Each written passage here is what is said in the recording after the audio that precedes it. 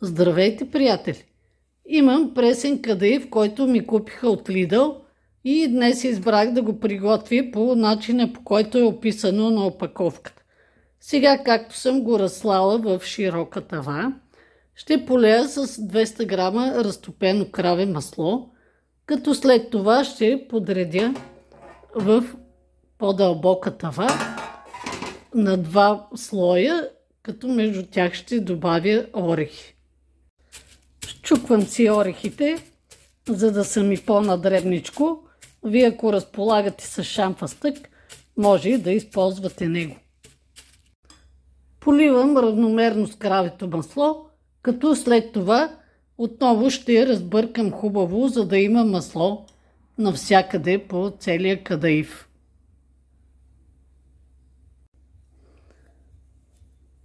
Обърквам много добре и след това ще сложа слой от кадаифа в тавата, като ще го покрия с орехите. С пресен кадаиф се приготвя разкошния десерт кюнефе, но той се прави с прясно сирене и се яде топъл, затова избрах да сложа ядки. Постарах се да разпределя равномерно по дъното на тавата от кадаифа и сега правя един ред с орехите. Слагам да изпека в загрята на 200 градуса фурна за около 20-25 минути и през това време ще си приготвя захарния сироп.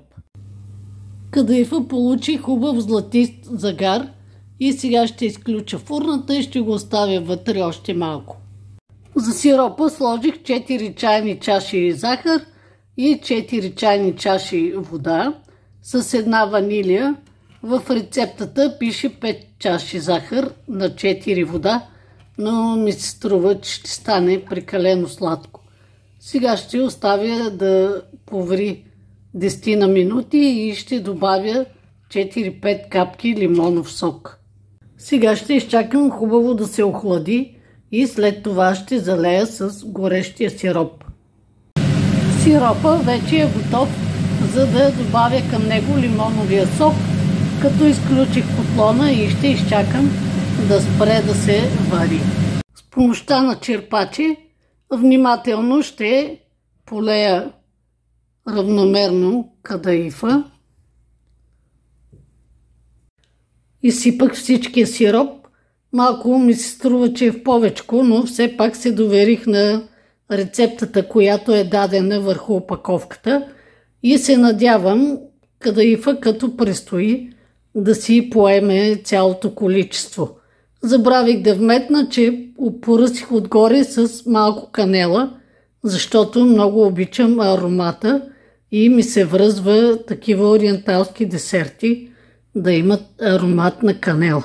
Приготвила съм си един плик, който отрязах и сега с него ще покрия моя десерт, за да може по-хубаво да се задуши и да си поеме сиропа. А сега ще се въоръжим с търпение и след като изстине кадаифът, може да си го сервирате с топка сладолед. Разгърнах да видя дали сладкишът е поел цялото количество сироп, с който го залях и се вижда, че е напил много добре. Даже опитах и не е толкова натрапчиво сладко, много сочно и с дъх на канела. Сега ще изчакам да се охлади още малко, за да мога да прибера в хладилник. Настъпи дългоочакваният момент да се насладим на нашият невероятен десерт кадаиф с орехи и аромат на канела. Виждате колко сочен се е получил. Сега на нас пожелавам добър апетит, а на вас приятен ден. Ако моите рецепти ви харесват, може да се абонирате за канала ми и като натиснете камбанката ще получавате известия за новите ми видеа.